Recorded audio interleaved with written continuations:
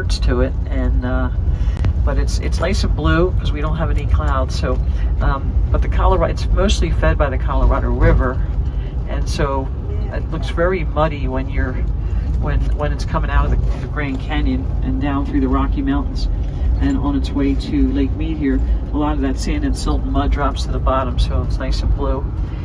We used to, one of our tours that we're not running right now is a rafting tour at the base of the dam.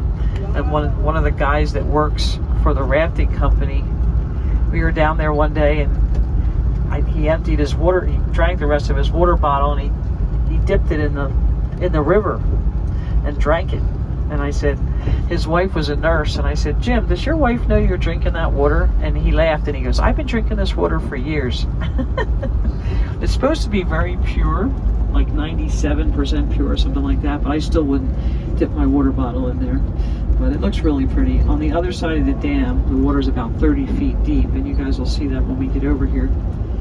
But you can see some other people's ideas for landscaping here on the right. And these plants you see on the left and the right here, the taller green ones, are called creosote bushes.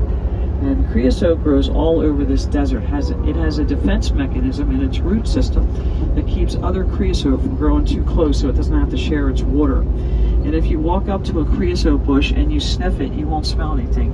But if you cup your hands around it and you blow on it, the moisture from your breath will open up the pores of the plant, and it lets off an odor that smells like smoke or a fireplace. And that's why we call it the creosote bush. And so people always ask me, how do the animals and plants survive out here in this desert? And I say, you know, it's pretty amazing. Like we said, the animals a lot of times know where the water is, and they don't wander too far from it. And so, and the plants do things like, some of them do things like that, the creosote bush. We have another cactus that when you wet it, it turns pink. It's pink, the stickers turn pink from water. And it's kind of neat, some of the different things that occur out here in the desert. On the left over here are some mountains where there's some sheep that live up there. They go up there at night, desert bighorn sheep. And then they come down during the day and then in the warm weather and eat the grass. Their favorite food is regular green grass if they can get it. And there's another plant over here by the dam. It's called a brittle bush. It doesn't sound very appetizing, but that's their second favorite food. But grass is their first favorite food if they can get it. And over here on the right, you guys can see there's a dirt road. We used to take this dirt road years ago before the bypass bridge was built because of traffic. On busy weekends and holidays, we would get on there on our afternoon Hoover Dam tour and do some four-wheeling to get around all the traffic that was backed up on this hill.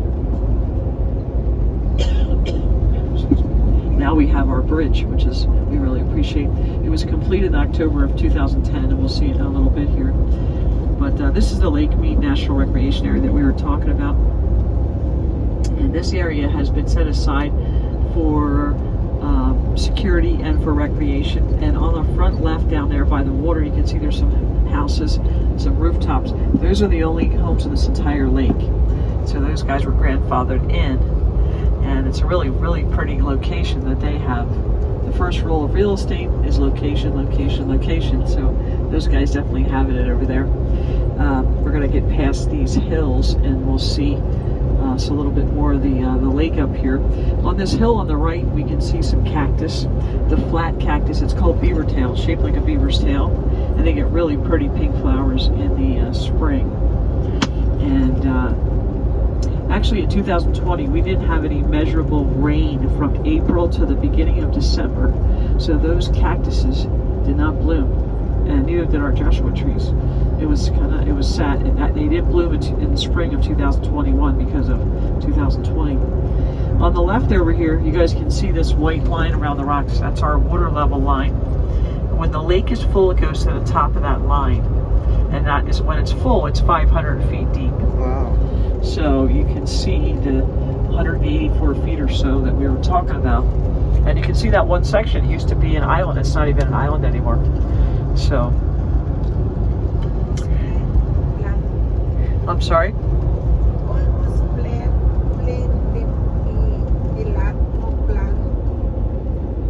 was, I'm sorry, I'm having a hard time hearing you. Somebody help me out. What is she saying? There's no plant? No plants? No plant. Yes. No plants. No, you mean not more plants than we have? Because we just don't get that much rain. Oh, okay. That's the reason. We only get. That's a good point, though. We only get 4 inches. We only get 4 inches of rain, so not very much. But we had some rain recently, so things are a little bit greener than normal for us, which is good. We appreciate that. But yeah, it's the desert, and there's not a lot of plants. The palm trees here, they're not native to us. They've been brought in also. But actually, we do have a lot of plants in our desert. They're just not. They're desert plants. So on the left over here is the Hoover Dam Lodge. Hoover Dam Lodge is a little casino. You can see the sign looks very old Vegas style. That's because it is from Las Vegas Boulevard. There was a little casino called the Hacienda, and it was where Mandalay Bay is, and they imploded it, and they brought the sign up here, and they rebuilt the Hacienda over here. So, and a couple of years ago, Dottie's Casino took it over, and so, but they just have slot machines in there, no table games, and it's technically outside of Boulder City, so that's why it's there. But the people that live in Boulder City, they can come over there and gamble. So it's fairly close to them. So on There's a federal reservation. It's all this land, government land. And so it's leased to those people. They have a standing agreement from long ago. yeah, there's something involved with them being able to have that casino there. Yeah, something along those lines. Yeah, because this was when they decided to build the dam. Originally, they were going to house everybody in Vegas, and then they came over. The government came into Las Vegas in the late 1920s, and they looked around and they saw the drinking and gambling going on, even though they tried to hide it from them, and even though it wasn't legal until 1931.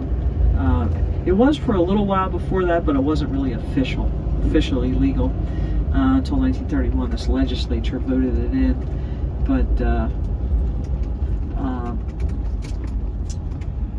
it's a kind of a special little spot right there, that little casino.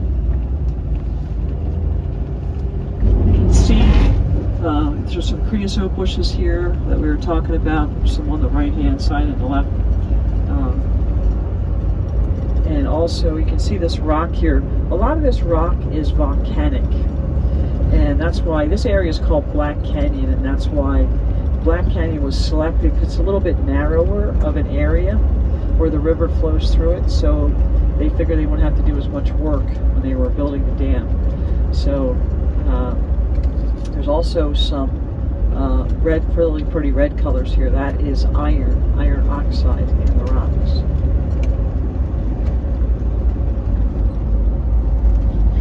But Black Canyon was selected because it's a little bit narrower. There's enough concrete in this project to build a 2-lane highway from New York to San Francisco, and that's with that narrower canyon. And so on both sides of us here, these plants that have the long stems coming out the top of them, they kind of look like they're dead. That is the brittle bush that we were talking about. They bloomed in the spring. And this other variegated looking plant that's green right there, that is a rock nettle plant. Rock nettle makes you itch. It's a plant you don't want to touch. It kind of has these little things on the leaves like an African violet, and they're soft looking, but you definitely don't want to touch them because they'll get in your skin and make you itch. Once they decided where to put the dam, probably the hardest part of the whole project was they had to divert the Colorado River around the work site. But what they decided to do was build 2 big tunnels on each side. They started at the base of the dam, and they go back 2 miles into the canyon walls, and they dug out these tunnels. It took them 2 years. They used a lot of dynamite, and they had a big truck that Frank Crow, he came up with this idea. It was called a drilling jumbo, and he had 2 layers of guys on there with drills, and they were 45-pound drills, if you can imagine, working with a 45-pound drill. And they were digging into the rocks. They put dynamite in the rock, and then they back the vehicle up and let it explode. Then they come back and scrape the rock out of there, and they lined them with concrete, the tunnels. They built 4 of them, 2 on each side, and some of them go back 2 miles into the canyon walls. And so this is the checkpoint we're coming up to, security checkpoint. Once they got those tunnels completed, then they built cofferdams, one in front, one behind where the dam was going to go, and then they sent the river around the worksite through those tunnels.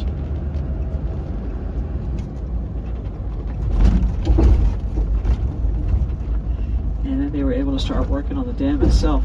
They dug down 135 feet into the bedrock and they started pouring the concrete. And they had a big refrigeration system and a big air system set up to cool it down, cool the concrete down, because as concrete hardens, it heats up.